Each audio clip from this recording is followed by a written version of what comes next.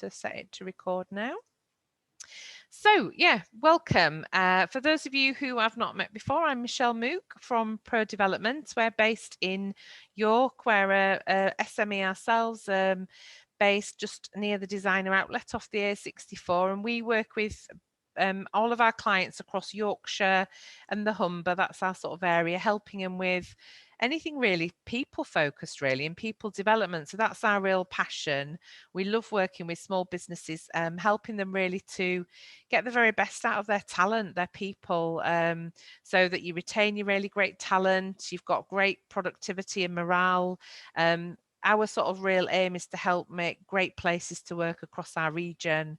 So we do a lot of work around employee engagement. And then, of course, a big thing that engages people is great leaders. And that's really why we've been able to run these sessions through the York and North Yorkshire Growth Hub. So we've been running this series, and this is the last in the series, or hopefully more to come. It's been great to have the opportunity to share really some different tips and techniques around leading others. So great to have you all here today. And I've put our values on there, really important to us. We did a bit of a session in the early days on these, on leading with purpose and vision and values, and they're really important to me and my business as well. So they're on there as well. But great to work with you today, and very much today is looking at empowering your team really. So looking at, well, what are the barriers to delegation and what impact does it have on the team as well? How you can develop confidence and trust in others, some of those key steps for really successful delegation, and then looking at how can we really let go and empower the team to get the very best out of people. And of course, as always, for those that you've been on the sessions before, there'll be some action planning as well, and giving you that opportunity to think about what you're going to do differently as well. So just, I guess, first of all, what would be really useful to think about, if we're going to talk about delegating to others, I guess there's a big piece for me here as well about actually the importance of really for you, how do you prioritize your own work right now? You know, how good are you at doing this? And it might be some things that you've already done before. It might be a bit of a refresher, but just really briefly, I thought it'd be really good to talk about that. And I thought in the chat, I'd really be interested to hear from you at the moment. Have any of you got any really good techniques that you use for prioritizing your workload? So just pop into the chat area. Anything you do right now that helps you to prioritize your own work, because I think that's going to be important before you start delegating it to others. So just pop into the chat area what techniques that you might use, if there's any models you use, or if it's just a to-do list or whatever it is that works for you. So Helen's put in there every morning writing a to-do list for the day. Brilliant. Joe's talked about Teams, using Teams task board. Oh, I've not seen that, Joe. I'll have to have a look at that. That sounds really interesting. Naomi, using the right app, in my case, Asana. So I presume that's like a task system as well. I've not come across that one, so good to hear. Good to, probably make a note of some of these if you've not come across them, because it's really good to see what kind of things people are doing as well. And then Bethan's saying about out of the to-do list, she then prioritizes income generating tasks. That's interesting. Thanks for sharing, Bethan. George, have lists, try and block out time in your diary. Fantastic. Carl, weekly task list ranked A to C in order of priority. I like that one as well. Helen's saying about they have a morning meeting to identify particular needs and priorities. That's a really great technique. A lot of people call those like little morning huddles, and I know, Helen, that's what you do in your business. But yeah, having those huddles and taking that time just to really focus as a team is really good practice. Rachel, different notebooks for different things. Yeah, I have a similar thing, Rachel. That's quite a helpful way of working. And then Liz talks about whiteboard. Yeah, that's great as well, isn't it? If you've got a good whiteboard to write and making sure everybody can see that. Yeah, and the to-do list changing constantly. I think that's one of the big challenges, isn't it, at the moment, is I think actually, Helen, it was you that was saying about doing them daily. I think it's really, really good practice actually to just every day, because at the moment, I don't know if the rest of you are like, but priorities just change day to day, don't they, as well? So what you prioritized at the beginning of the week, it might be halfway through the week things change, and actually doing like a daily prioritization is really, really helpful. So thank you for sharing those. Some really good, some good little systems in there as well. So Naomi, you mentioned Asana. I think I've heard of that before, Naomi. What's Asana? It's like I project manage most of the time, so it's really handy for tasks and projects. So if you have like a lot of people in your team, and I work with languages, so you know, task and project management, it's really clear and transparent for other teams, and everyone can see who's doing what and who's contacting who about what, and you know, it's really helps us. Fantastic. And Joe, you mentioned about Teams task board. Is that something that's available in Teams? I've not come across that, Joe. Yeah, I think it's called task board. I'm not quite sure, but we all when we went into lockdown, because everyone's working from home, the whole company started using it, and it's just an incredible way of collaborating on projects, because you can share your whole list of tasks, and you can have more than one person working on it, and you can update them, so anybody can look in and see where you're up to with that, and you can set deadlines for it as well, and then move the actual task cards to the top of the list depending on which takes priority. And it's worked really effectively. I find it a really good way of managing your team's workload as well, because you can physically see what they've got on, and you know, where they're at with each task. Brilliant. Thanks, Joe. Thanks for everybody for sharing those. Some really good tips. I'm going to definitely be looking at, we use Teams, so I'll have a look and see what this task board is, Joe. That sounds really, really good. It's very much like Trello, if anyone's used Trello. Trello's the same principle. Yeah, great stuff. Thank you for that. So just very, very famous model. So some of you may have come across this before. Really just a good, really good tip. And again, it's quite a useful thing to do when you're doing your daily, you know, your daily prioritizing. It's actually using Covey's matrix model. It's such a great model. It's been around for years. It comes from his book, The 7 Habits of Highly Effective People, but it's just a really good technique to use to really start thinking about what are the things that you're doing that are really important in quadrant B but less urgent, and what are the things in quadrant A that are important and urgent. Sometimes it can feel like people are spending too much time in quadrant A, that they're spending all the time on urgent and important tasks because they're just firefighting all the time and being you know, really kind of dealing with very, you know, deadlines and maybe not planning enough. So if you're finding you're spending a lot of your time in quadrant A, there's probably a bit of a planning issue there for you. We should be spending the majority of our time in quadrant B. So in that planning and preparation, relationship building, empowering the team. So again, really important to think about, if you thought about your time and where you spend it, how much of it is spent in quadrant B. Quadrant C, they're often the things sometimes that we can delegate as well. So quite good sometimes to think about, are there some things in the quadrant C that we can delegate? And then quadrant D, the things that are not urgent and not important, there's a bit of an argument there to say, should you be spending your time doing them? You know, can you ditch them? A lot of those things are activities so that just aren't helpful at all. So really useful model, and I would definitely recommend, if you've not ever tried using Covey's prioritization matrix, it's really, really good for helping you to think about where your tasks sit and actually how much time you're spending in each of those quadrants, and challenge yourself if that's appropriate or right as well. Okay, so working on the basis that we are planning well, we're spending our time planning and doing the right things. This session is much more about then how do we delegate, but I think it's important that we do get our own time planned well.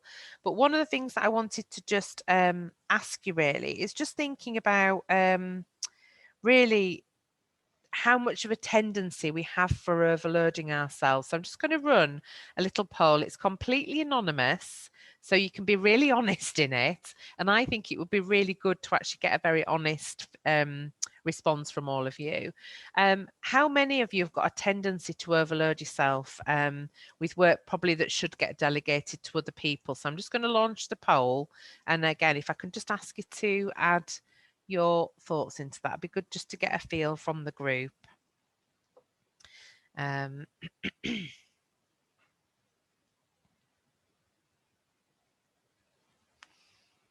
So we've had 10 voted, so if we can just keep going. Nearly there. So excellent. Thank you for all voting. I'm just going to end the poll. That's really interesting. I'll just share the results with you just so you can see actually what came out in there. So we've got one person who never overloads themselves and delegates well. So I'll be hoping for lots of contributions from whoever that is, because that's really great to see. I think half of you overload yourself sometimes, and then there's a handful of people often overloading themselves or always overloading themselves. So interesting, I think, definitely seeing the last few months, I think particularly with COVID and the way we've been working, I think a lot of people are, because they're working remotely, forgetting to delegate things to people and overloading themselves and doing too many long hours. And as we've just, the weather's getting nice now, we need to make sure we're not working too many long hours. So thank you for being really honest in that and sharing those. I'll just close the poll. I guess what would be really good to understand then, because the majority of you are either overloading yourselves a lot or a lot of the time, or sometimes at least, what is it that gets in the way? Why do you think you overload yourselves? Just pop into the chat area. What is it that causes you to overload yourself? I'd just like to hear from you. It'd be really good to.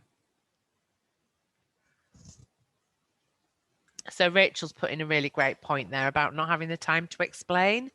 It's often that thing, isn't it? We think, oh, I'll just do it myself because I haven't got the time to explain to somebody else. That's probably one of the most common things we tend to come across. Try to help everyone out, and we've got a small team. So Helen, yeah, I think sometimes we can be so kind to others, can't we, trying to help each other out, but we can sometimes forget about ourselves. It's easily done. We've got finding the right person with the right skills. That's a great point, Bethan, and we'll be touching on that a little bit today actually as well. Lack of trust, I think that's a great point, George, and again we're going to touch on that a little bit as well. That definitely gets in the way. And then Joe, probably similar to Rachel, finding it easy to do it yourself sometimes, just because, by the time you've explained it to somebody else, you feel like, what was the point? Joe J saying, less experienced staff, so that makes it more difficult to delegate. Sometimes, again, George saying about being able to do it quicker ourselves. There's a theme here, isn't there, that we're getting? Lack of time, again, Alex mentioning that. Lack of people to delegate to. Too many incoming emails. Yeah, isn't that just the truth? Email city, isn't it, at the moment? Sometimes think it'd be quicker to do it myself. Again, a similar thing. Not confident to delegate. So again, a little bit of that trust thing there as well. Can't communicate my vision clearly, so can't expect anyone else to work out what that is. That's such a great point, George, and we'll probably come back to that as well a little bit today. Yeah, not having an assistant or somebody to do those ad hoc jobs as well, and staff already having busy workloads. So I think, lots of things there why we overload ourselves. But I think probably one of the good things for us to do today is to challenge ourselves a little bit on some of our thinking on those things as well, because we often think people haven't got the right skills or we haven't got the time, but actually it's that self-fulfilling prophecy, isn't it? The more you do it yourself, the more nobody else is going to learn it, the more you'll then just keep doing it yourself. So there's a bit of a spiral there if we're not careful, that we kind of need to challenge ourselves a little bit on as well.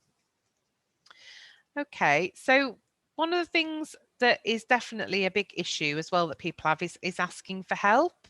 And it's interesting, I think Helen was touching on this, you know, that we're often in that mode of helping others, and we sometimes forget as well to ask for help ourselves as well. And really just thinking about, if you want to get that win-win outcome, it'd be really good to hear from you. And I'm going to suggest we sort of come off, no, we'll do it in the chat area. So let's start off with you. If you don't ask for help and if you don't delegate, what are the consequences on you? Just pop into the chat area. What are the consequences to you if you're not delegating and you're not asking for help from others? Yeah, great one, Helen. And scarily, actually, I've just been on a call this morning where some research has been done across a group of 1,000 managers across the UK. And the biggest challenge they're having at the moment is stress and burnout. And I do think a lot of people are holding on to too many tasks, and that's what it can lead to. And as Bethan's saying, yeah, too many hours, feeling stressed, feeling isolated, never going on holiday, absolutely, too much overtime, and that again, that feels like stress. Again, Rachel saying the same as Naomi, not being able to go on the holiday, then struggling to switch off and sleep well, which is definitely a byproduct, isn't it, when we get ourselves stressed, and constantly worrying, feeling resentful. That's a really honest one, Helen, and I think it's a really good thing to recognise that we can then get resentful that we're doing a lot of hours, maybe more so than some of our other colleagues. So there's lots of quite negative things in there, aren't they, around what happens to us when we actually don't delegate and ask for help. And as George has just put, yeah, our work suffers. Of course it does. There's only so much that we can do. So thinking of that on the opposite side, then, it's the same thing in the chat area. What are the consequences to your team if you don't ask for help? You know, and you're not delegating to them or to others. What's the consequence to them? Yeah, so George has just put a great one in there. Yeah, they don't develop. Absolutely. They don't get that experience. They don't learn the skills. Alex saying the same. They don't develop. Again, the same lack of development. They feel absolutely, Rachel, great point. Feeling really unvalued. You know, I'm not getting delegated because maybe people don't trust me. They don't value my contribution. You don't let them be creative, they get bored. And that's such a great point, Naomi, as well, that a lot of research shows that people often leave companies because they aren't being challenged and they're getting bored. So actually delegating new tasks to people is really important to keep them challenged and excited and interested and engaged. Andy's saying they don't get the leadership they need, they don't feel trusted. People own what they create. If they aren't involved, they don't take ownership. Great point, George. Yeah, and absolutely going to get a backlog of work as well, aren't you? That then suddenly hits them all, and then everybody absolutely comes under pressure as well. So there's so many great reasons, aren't there, that you've highlighted, both for yourself and for your team, about why it is so important to delegate. And for those of you who are saying you're not delegating enough, I really want you to challenge yourself about how can you do this more, so you can take away some of that stress and the pressure and the not sleeping and the feeling overwhelmed that you're talking about, and then really helping your team to become trusted, feel valued, be stretched and challenged, and give them the opportunities that they deserve as well. So just a bit of a challenge for you here as well. You don't have to say it out loud, but as I'm going through, maybe just make a mental note if this is you, and are you doing this sometimes as well? Do you tend to resist delegating? You know, are you finding that sometimes you're not delegating things to people? Are you immersing yourself in overseeing other people's work as well? You know, are you sometimes always looking at what everybody else is doing? Do you find yourself sometimes correcting tiny details instead of looking at the big picture as well, getting hooked up into some of the minor things? Do you take back work that's been delegated before it's finished because you find a mistake in it and you take that work back off somebody, maybe discouraging others from making decisions without consulting you as well? And I think one of the things that really to challenge yourself as well around this is, you know, are you being a micromanager? You know, if you're answering yes to any of those things, there's a danger that you could be being a micromanager, and none of us want to be micromanaged. It's not great for anybody, and we certainly don't want to think of ourselves as a micromanager. I love that little a little cartoon character there as well. No hyphen in micromanager. Great example of what we've just been talking about. So really thinking about there then, you know, how do you really make sure that you are letting go and delegating to people? And I'm just going to run another little poll, which I am just going to stop sharing those results and go to poll 2. So a few of you touched on this a little bit about how it is that the trust issue, you know, if you're feeling like you trust people and have confidence in them. So again, just want you to and again, it's anonymous, just in there, pop in there, what is it that is in terms of how confident you are in trusting others to do the work?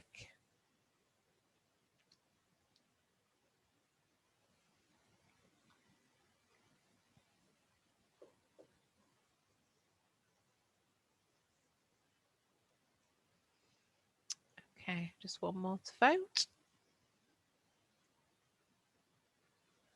I'll end the poll. So again, interesting set of results there. So good to see that nobody's got not at all, no trust or confidence. But again, quite a few of you, some confidence and trust, a handful little confidence and trust, and just one feel confident and really trust the colleagues. I'm guessing that might be the same person who's quite good at delegating as well. Will be interesting if that is the same person. And George has just put in there about trust varies as well, dependent on people. And again, Alex saying the same, it just depends. Some are more in that micromanaging category. And it's really interesting when we think about micromanaging and thinking about how helpful that is to individuals as well if they're feeling micromanaged, how unempowering that is for people, and how that gets in the way of people's confidence as well. I think when we're micromanaged, we can lose our confidence because we feel like we're not we know we're not trusted to do the right thing as well. So again, it's really good to think about that when you're thinking about if you are finding yourself micromanaging people. So the key thing really with this is really, you know, let go of that stuff and really look at how can you trust and how can you really empower your people, because that is the place where if your team feel trusted and empowered, they will be far more successful and will shine more brightly as a team member as well. When we feel trusted, when we feel empowered, that's what really then helps us to feel like we're doing a great job at work and feeling really valued, as somebody mentioned earlier as well. So one thing I'd like you to think about is when it comes to trusting and empowering your people versus micromanaging, as we've just been talking about, there's this quite useful model which gets you to think about, you know, are you at the far left-hand side where you're micromanaging? Do you ever find you've got that queue of people at the door? Might not be at the physical door anymore, might be more on Teams or constantly ringing you, but you know, do you find that you're constantly getting people coming to you with things? And that might well be that you're being much more directive in your approach, and that's why you've got that queue of people metaphorically at the door. You know, are you more instructing people and giving them advice and offering them guidance and giving them feedback? Or if you go across to the other side, are you more in that pull place where you're helping people to solve their own problems and taking much more of that non-directive style? So do you really listen to understand? Do you reflect and paraphrase and summarize to help people to develop and grow? So it'd be really good just thinking about that continuum. Where would you say you are on that continuum at the moment? Again, you can be really open and honest in this. It's just within this group. But where do you think you are in that continuum at the moment? If you want to pop in the chat, just where do you think you are? Where would you say that you are sitting at the moment on that continuum? No judgment, just good to get a feel from where people think they are.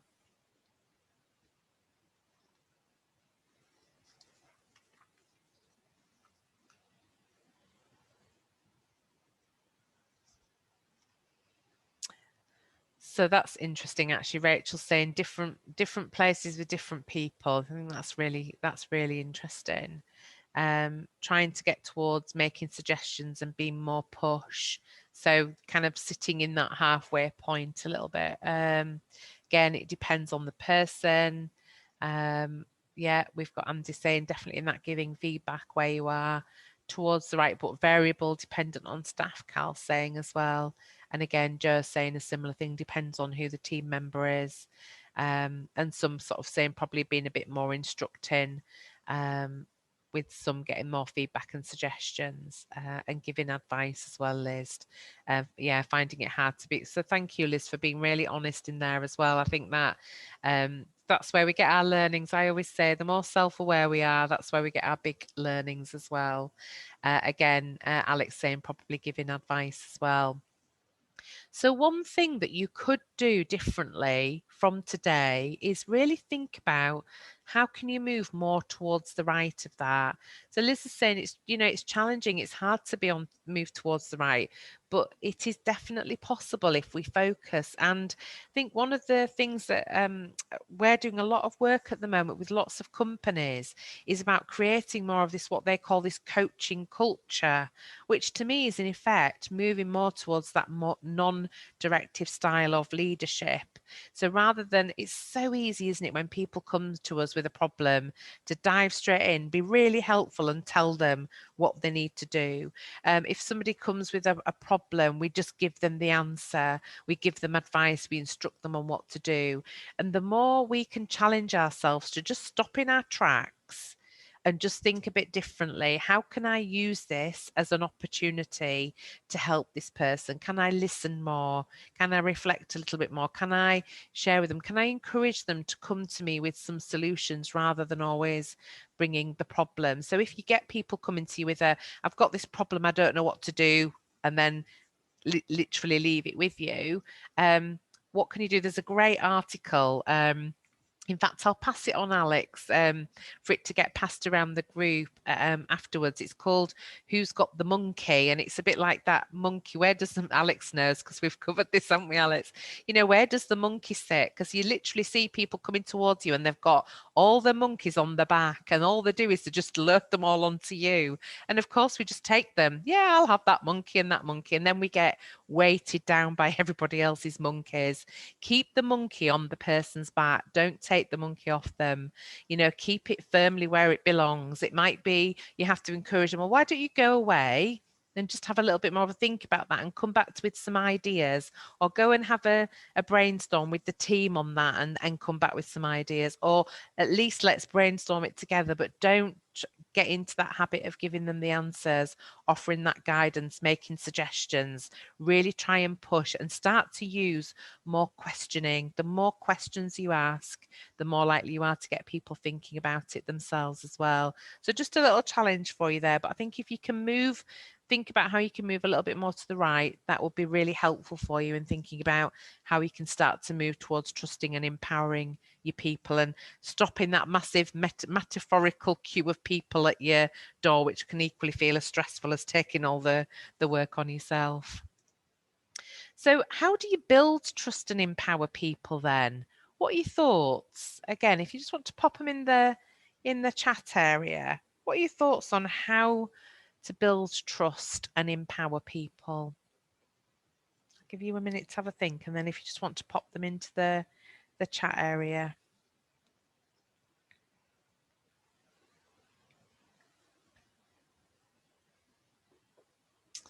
Yeah, so definitely open discussion, honest conversations. We talk a lot about honest conversations and being able to be open with each other. It definitely helps to build trust. A learning and development culture, George is talking about there as well, enabling people to grow and develop. That's fantastic to see.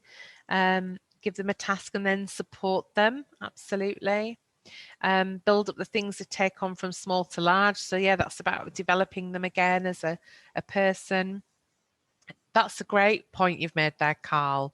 Build a good relationship with them. It's one of the biggest things that helps to build trust. I'm still always flabbergasted when we take teams out and do team building days. I remember taking a team out of 23 managers that we took out walking pre-COVID, and they just didn't know each other. They hadn't spent that time building relationships with each other, and it's so important when you're building trust as well. So such a great point you make there as well.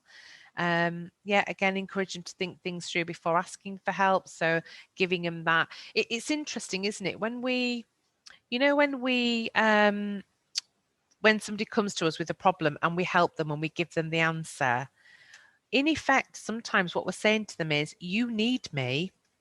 I have the answers, you don't have them. It's not what we intentionally do, but it's what we're saying to people. Whereas if you encourage them to go away and think about it before they ask for help, what you're saying is, you've got this, you don't need me, you can work this out. And it gives people confidence. And all we do when we tell people what to do is we rob them of their confidence. So again, it's just thinking, how can you encourage and lift them rather than taking their confidence away as well?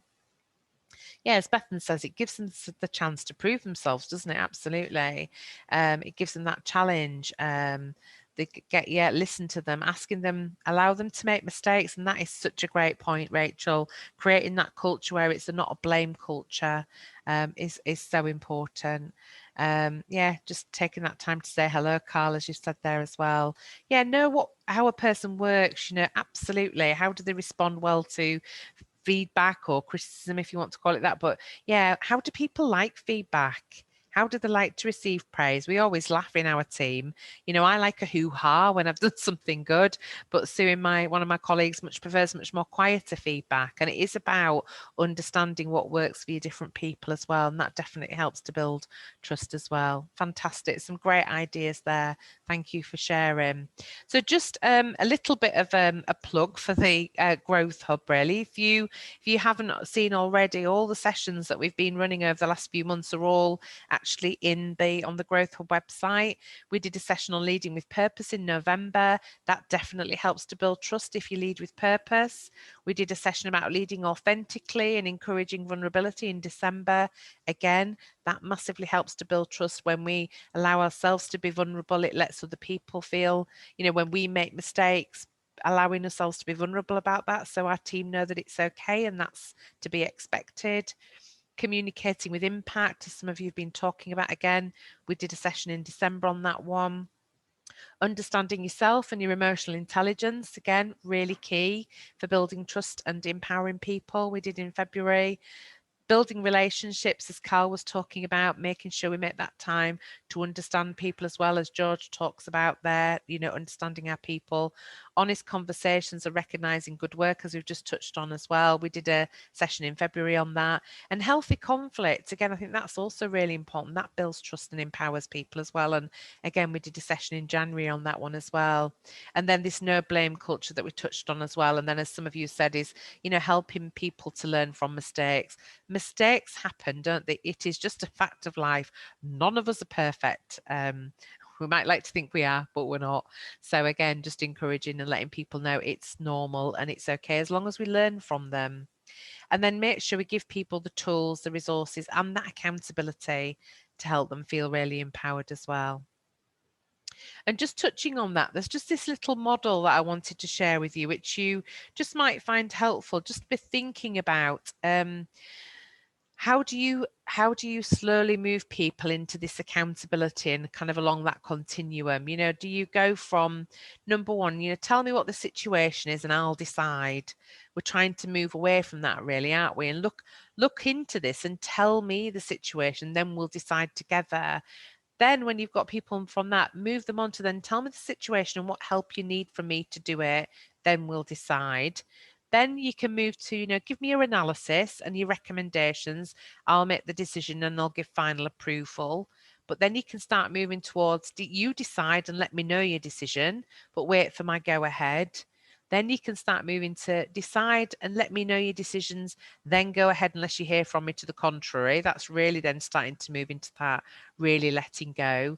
To then you decide and take the action, let me know what you did and what happened. to then really getting into, you decide, take the action, you don't even need to report back to me. So again, really moving into those very high levels of accountability to finally, you know, decide where action needs to be taken, manage the situation. It is totally your responsibility.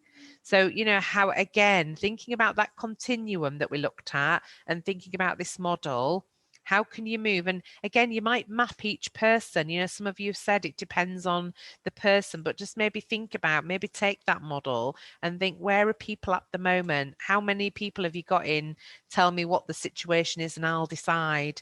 And how could you move them along and shift them through this model to help get that accountability and confidence, really, for them? You know, how great would it be if you had people in your team who just felt they could do what they needed to do, take the action, manage the situation, and just let you know what a success it's been, and that you're celebrating success rather than you having to get really involved in that as well.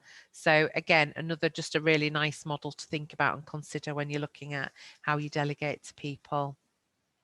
So I just wanted to give you a couple of minutes. We're just going to go on to do share another little model around delegating. But just before I did, I just wanted to give you a couple of minutes just to have a think about now, because we'll use this, is what tasks have you got at the moment that sit in my task? You can just draw it on a piece of paper. What are the things at the moment that you've got on your task list? And it doesn't have to be work things. It might be home life as well. It doesn't matter. It might be that big pile of ironing, whatever it is. But whatever the tasks are, put in what the tasks are, and then start to think about, of those tasks, could I delegate any of them? I really want you to think and challenge yourselves. Is there something on that list that you could delegate? And I'm just going to give you a couple of minutes just to reflect on that, and then we'll move on. But I'll just give you 2 minutes of quiet to think.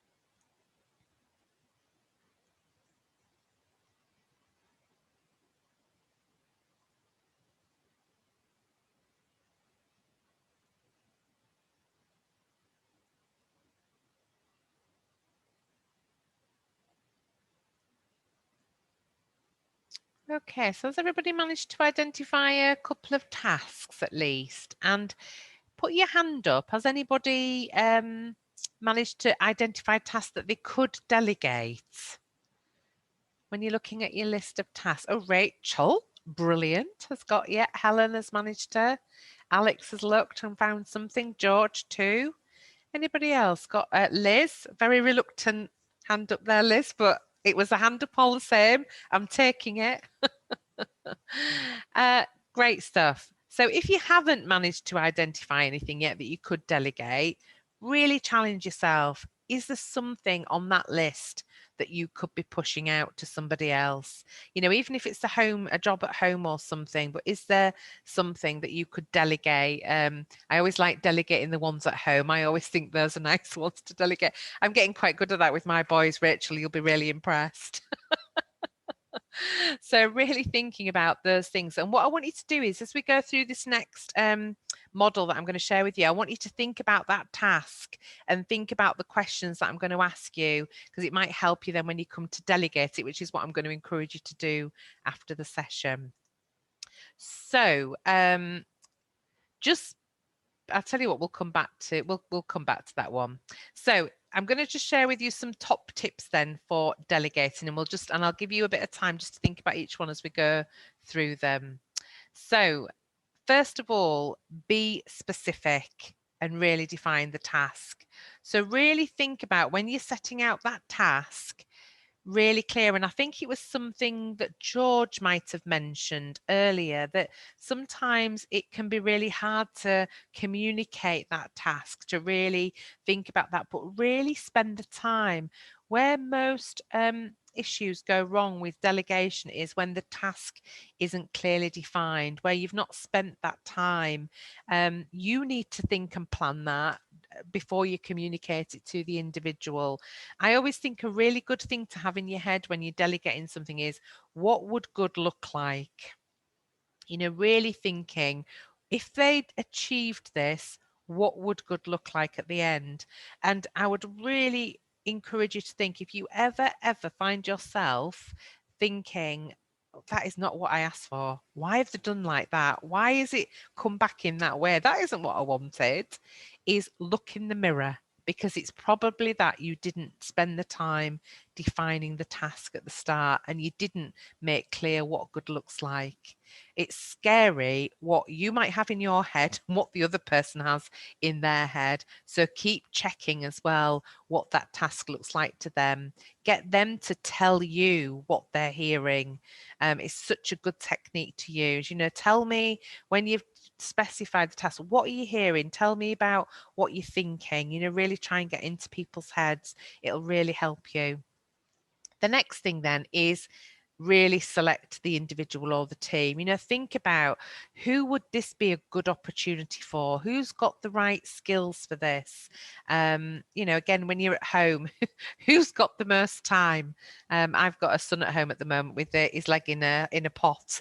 I'm trying to find what I can delegate to him that he can do with the pot on his leg. But whatever it is, you know, really think about the individual and really assess their ability and their training needs, but don't use it as a reason not to develop somebody, because it could be this is a brilliant development opportunity for somebody. If you're delegating well and often, it'll help you as well not to leave things till the last minute and then people haven't got time to do it justice if they're learning a new skill. So really think about that and think about the skills of that person, and then start to think about then as well what help they might need as well. You know, if it's a training need, what training can I do to support them around that as well? Biggest thing that people fall down when they delegate is not explaining the reasons. People don't have the context. Why are we doing this? What's the why in there? What's its purpose? What's the reason? Where is it going next? Who am I doing this for? What client is it? Give me some of the context around that. So really making sure we give all the reasons as well. And then state that required result. And that's where that really, what does good look like? You know, what I'm looking for is a 1-page document, or I'm looking for a 12-slide PowerPoint, or I'm looking for a whatever it is, but being really clear what that would look like. And what good would look like. Consider the resources that are required. You know, what resources will that person need to be able to undertake that, and have they got all those resources available?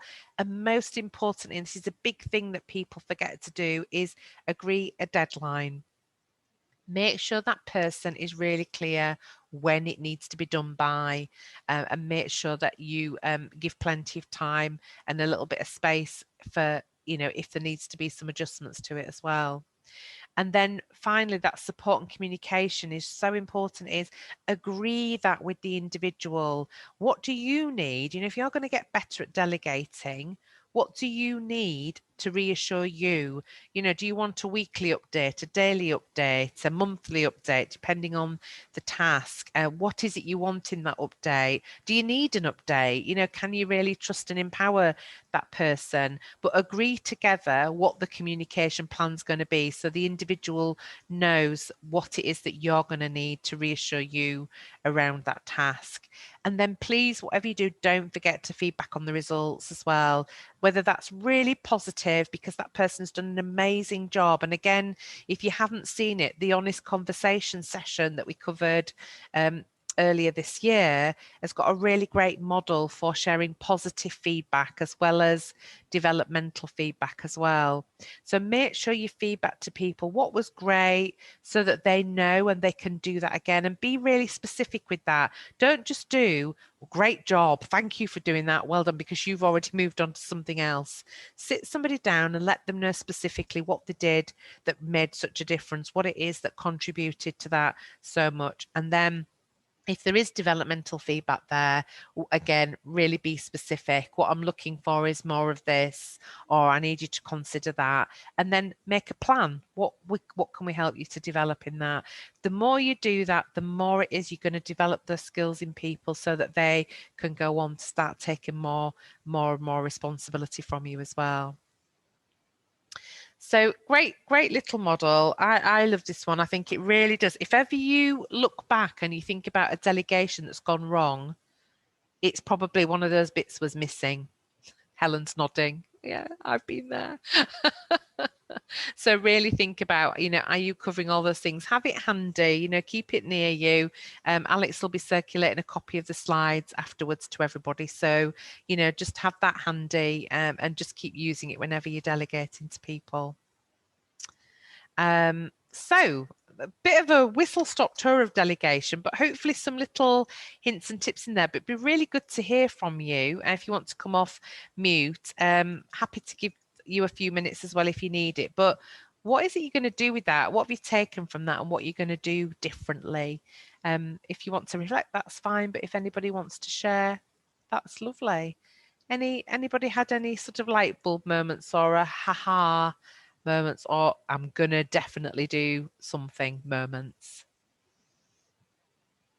Give me a little wave if you've got one to share. Rachel and then Joe. Jay? So I've always kept doing our invoicing as a business. I think it keeps bit my finger on what's the pulse of what's going on at across the board. But actually, I think what it's made me think is some of our invoicing is quite straightforward and could easily be delegated across, and I could just look at the figures type thing more than actually having to do quite a straightforward task. And I can always separate out the bits that are a little bit more complicated. Brilliant. So, yeah. I love that. What do you use, Rachel? Do you use Xero? We do use Xero, but we have our own database that we generate stuff off. So yeah, it's a bit complicated how we have to invoice, but yeah. Because one of the things I do is slowly moving it is starting where somebody else is doing them, but you just approve them before they go off. Yeah. That's sort of maybe step one, and then step two. Do you know what? You've got this. Go for it. Yeah. I love that type of thing. Yeah. Brilliant. Good. Well done, Rachel. Love that. Thank you. Joe J. Hi. Yeah, I have a member of staff who I inherited from another team, and she had absolutely no confidence whatsoever, not just in her work, but in herself and in her life and everything. And she's been really, really quite difficult to delegate to. And over the years, it gradually got better. But actually, what was really good was when we all started working remotely, because I wasn't just there for her to ask questions all the time. There was a time when I just couldn't get on with anything, and I was pushing. I was just giving the answers all the time. So it's better now that she's working from home, but she's creeping back now into just firing questions on Teams all the time, and I'm firing the answers back.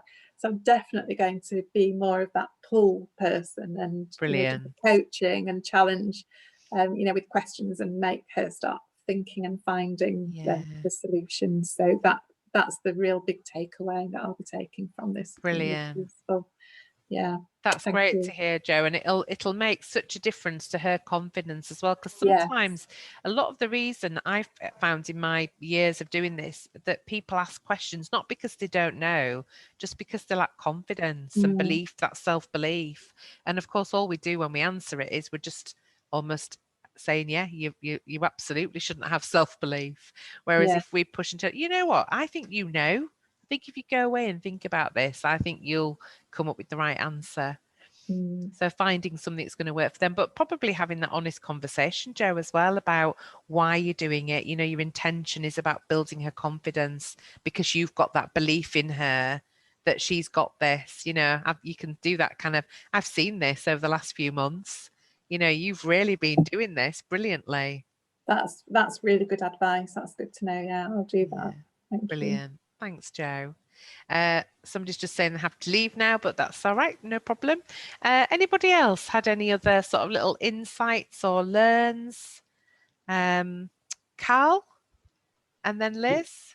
Yeah, I'd say that just what Jo's been saying is very relative to a team member I've got who's probably one of our oldest serving members, who doesn't seem, well, he seems to have the confidence sometimes, but then other days you'll go away and he'll ask questions that that he has the answer to, but it's hard not to just answer them after all this time. Yeah. So it'd be really good to sort of turn that back on him and make him sit down and really think about what he's doing. And another thing that was mentioned on one of these slides is, I think, giving back feedback more often to staff, and specifics of what they have done well and what they could be better at. I think I'd really like to do that more with some of our staff, just so that we've got a clearer idea really of what they're doing well and what they're not. That's great, Carl. And again, that'll make such a difference to people. If you get a chance, Carl, if you have a look on the Growth Hub website, have a listen of the honest conversation session that we did, because it shares a little model in there for giving feedback, which you might find helpful as well. Yeah, cool. Yeah, I will do. Thank you. Brilliant. Thank you, Carl. Liz, you had your hand up, I think, as well. No? I thought I saw your hand up, sorry. But I like you do it, delegate or dump it.